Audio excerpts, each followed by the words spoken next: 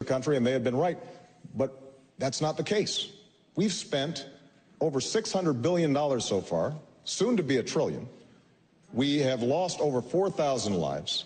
We have seen 30,000 wounded, and most importantly, from the strategic national security perspective, Al-Qaeda is resurgent, stronger now than at any time since 2001. We took our eye off the ball. And not to mention that we are still spending $10 billion a month when they have a $79 billion surplus at a time when we are in great distress here at home, and we just talked about the fact that our budget is way overstretched, and we are borrowing money from overseas to try to finance just some of the basic functions of our government. So I think the lesson to be drawn is that we should never hesitate to use military force, and I will not, as president, in order to keep the American people safe. But we have to use our military wisely, and we did not use our military wisely in Iraq. Do you agree with that, a lesson of Iraq? No, the next president of the United States is not going to have to address the issue as to whether we went into Iraq or not. The next president of the United States is going to have to decide how we leave, when we leave, and what we leave behind. That's the decision of the next president of the United States.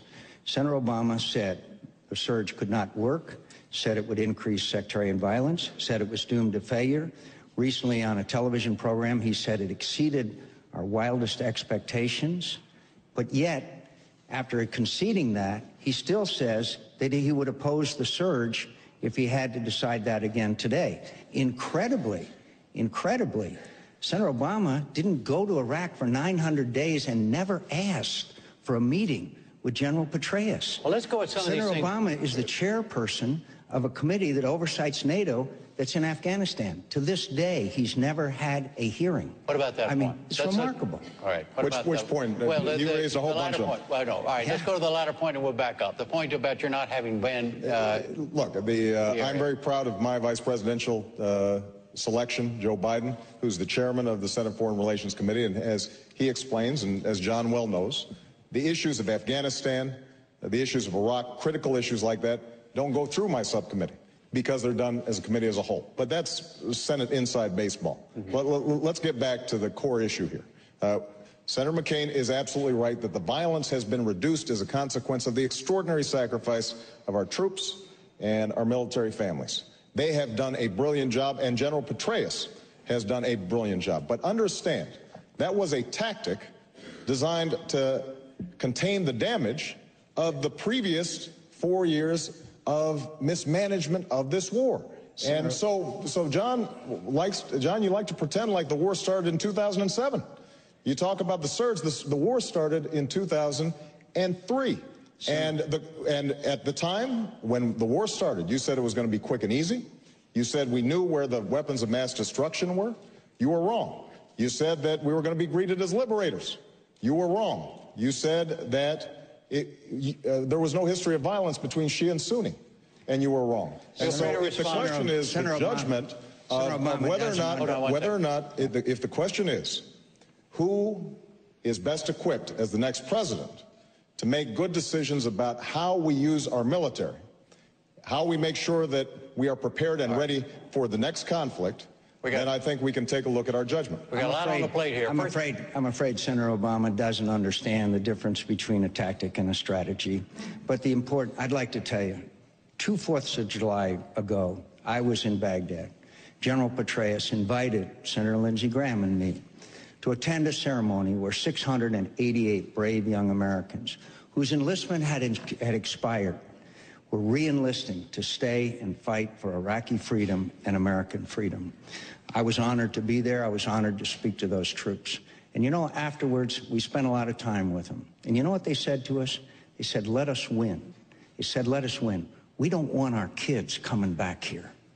And this strategy and this general, they are winning. Senator Obama refuses to acknowledge that we are winning in Iraq. They just passed an election law just in the last few days. There is social economic progress and a strategy of going into an area, clearing and holding, and the people of the country then become allied with you. They inform on the bad guys. and peace comes to the country and prosperity. That's what's happening in Iraq, and it wasn't a tactic. Let me see. It was a strategy, and that same strategy will be employed in Afghanistan by this great general. Jim, and Senator Obama, who after promising not to vote to cut off funds for the troops, did the incredible thing of voting to cut off the funds for the troops in Iraq and Afghanistan. Jim, there are a whole bunch of things we got to answer. First of all, let's talk about this troop funding issue, because John always brings this up.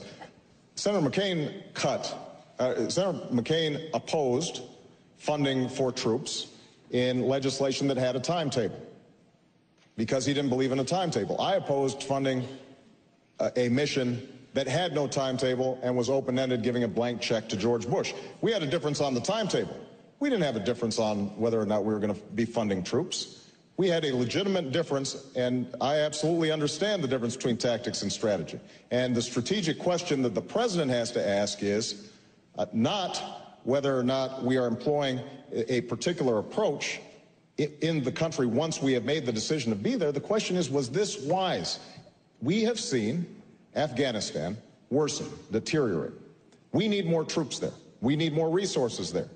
Senator McCain, in the rush to go into Iraq, said, you know what, we've been successful in Afghanistan. There is nobody who can pose a threat to us there. This is a time when bin Laden was still out, and now they've reconstituted themselves. Secretary of Defense Robert Gates himself acknowledges the war on terrorism started in Afghanistan, and it needs to end there. But we can't do it if we are not willing to give Iraq back its country. Now, what I've said is we should end this war responsibly. We should do it in phases. But in 16 months, we should be able to reduce our combat troops, provide some relief to military families and our troops, and bolster our efforts in Afghanistan so that we can capture and kill bin Laden and crush al-Qaeda. And right now, the commanders in Afghanistan, as well as Admiral Mullen, have acknowledged that we don't have enough troops to deal with Afghanistan because we still have more troops in Iraq than we did before the surge. Admiral Mullen suggests that Senator Obama's plan is dangerous for America. That's not the case. That's what he said was a precipitous withdrawal would be dangerous. That's what Admiral Mullen said. That's not true. And also General Petraeus said the same thing. Osama bin Laden and General Petraeus have one thing in common that I know of. They both said that Iraq is the central battleground. Now, General Petraeus has praised the successes, but he said those successes are fragile. And if we set a specific date for withdrawal, and by the way, Senator Obama's original plan, they would have been out last spring before this surge ever had a chance to succeed. And I understand why Senator Obama was surprised and said that the surge succeeded beyond his wildest expectations, didn't exceed beyond mine, because I know that that's a strategy that has worked and can succeed. But if we snatch defeat from the jaws of victory and adopt Senator Obama's plan, then we will have a wider war, and it'll make things more complicated throughout the region, including in Afghanistan. Afghanistan. A new lead question. Now, having resolved Iraq, we'll move to Afghanistan. And it goes to you, Senator Obama, and it picks up on a point that's already been made. Do you think more U.S. troops should be sent to Afghanistan? How many and when? Yes, I think we need more troops. I've been saying that for over a year now.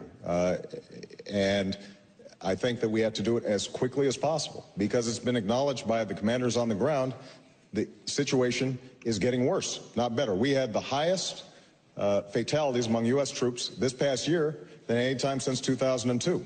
And we are seeing major offensive taking place, al-Qaeda and Taliban crossing the border and attacking our troops in a brazen fashion. They are feeling emboldened. And we cannot separate Afghanistan from Iraq because what our commanders have said is we don't have the troops right now to deal with Afghanistan. So I would send 2 to 3 additional brigades to Afghanistan. Now, keep in mind that we have 4 times the number of troops in Iraq